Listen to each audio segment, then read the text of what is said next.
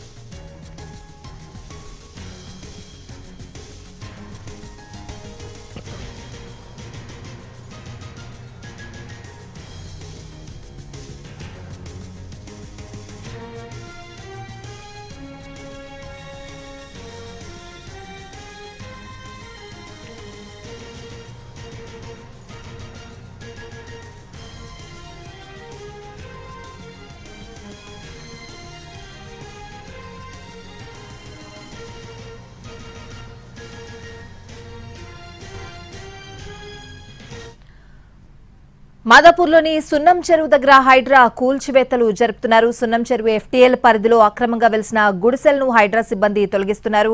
సున్నం చెరువు దగ్గర నుంచి మా ప్రతినిధి కిరణ్ లైవ్ లో సిద్ధంగా ఉన్నారు. పూర్తి అప్డేట్స్ అడిగి తెలుసుకుందాం. కిరణ్,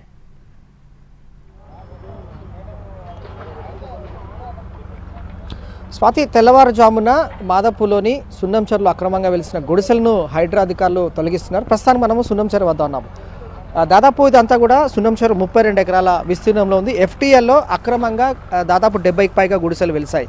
5 గంటల ప్రాంతంలో హైడ్రా అధికారులు, పోలీసులు భారీ బందోబస్తు నడుమ అక్రమంగా వెలిసిన గుడిసెలన్నింటినీ కూడా తొలగిస్తున్నారు. మనం విజువల్స్లో గమనిస్తున్నాం.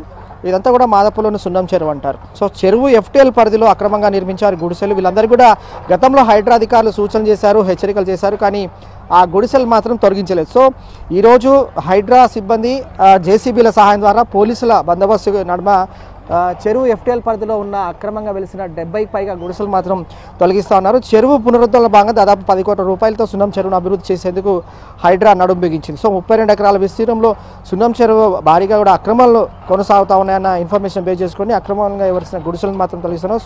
సున్నం చెరువు సమీపంలో అక్రమంగా కూడా బోర్లు వెలిసాయి. చాలా వరకు కూడా మనం చూడొచ్చు. ఇదంతా కూడా ఒక్క బోర్గా దాదాపు సమీపంలోనే 4-5 బోర్లు కూడా వేసిన అక్రమంగా వేశారు. బోర్లన్నీ కూడా వీటిని కూడా తొలగిస్తూ ఉన్నారు అధికారులు. సో దాదాపు ఇటు చెరువు సమీపంలో అక్రమంగా వెలిసిన బోర్లతో పాటుగా అక్రమంగా వెలిసిన గుడిసెలను కూడా హైడ్రా సిబ్బంది ఏకకాలంలో దాదాపు జేసీబీల సహాయం ద్వారా వీటన్నిటిని కూడా తొలగిస్తూ ఉన్నారు. సున్నం చెరువు సమీపంలో ఏళ్ల తరబడి కూడా ఇది బోర్లు అక్రమంగా నీటి వ్యాపారం కూడా కొనసాగుతుంది.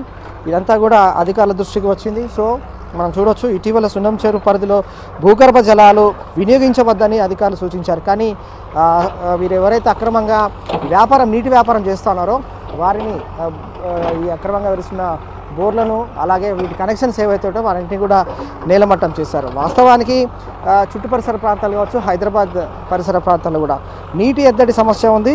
అలాగే భూగర్భ జలాలు కూడా డ్రై అవుతున్నాయి. సో ఇలాంటి క్రమంలో చెరువులను ఆక్రమించుకొని చెరువులో అక్రమంగా బోర్లు వేసి దాదాపు ఒకే బోర్ సమీపంలో 4-5 బోర్లను వేసి వారంతా కూడా నీటి వ్యాపారం ఎవరైతే చేస్తున్నారో వారిని ప్రస్తుతం అయితే బోర్లను కూడా తొలగిస్తున్నారు. సున్నం చెరువులో దాదాపు 32 ఎకరాల విస్తీర్ణంలో ఎఫ్టీఎల్ భాగంలో ఎక్కడైతే అక్రమంగా వెలిసాయి గుడిసెలతో పాటుగా బోర్లను కూడా హైడ్రా అధికారులు పోలీసుల బందోబస్తు నడుమ కూల్చివేస్తా ఉన్నారు. Right Kiran, thanks for the updates.